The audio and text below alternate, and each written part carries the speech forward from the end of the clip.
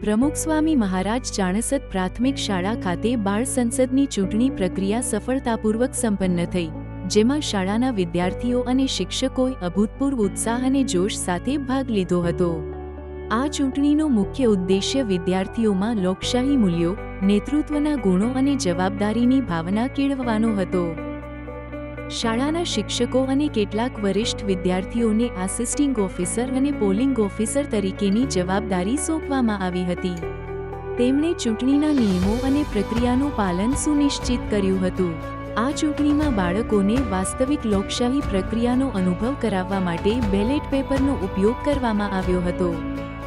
વિદ્યાર્થીઓએ પોતાના મતાધિકારનો ઉપયોગ કરીને શાળાના આગામી હેડ બોય અને હેડ ગર્લ માટે ઉમેદવારોને પસંદ કર્યા હતા.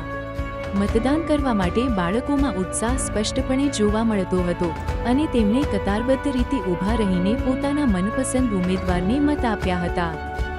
ચૂંટણીના સમગ્ર વાતાવરણમાં બાળકોનો ઉત્સાહ અને સક્રિય ભાગીદારી પ્રશંસનીય હતી.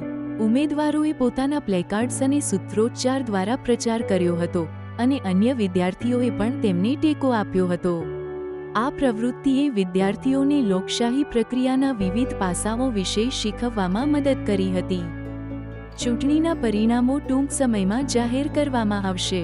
નવનિયુક્ત હેડ બોય અને હેડ ગર્લ શાળાના વિકાસ અને વિદ્યાર્થીઓના હિત માટે કાર્ય કરશે તેવી અપેક્ષા રાખવામાં આવે છે.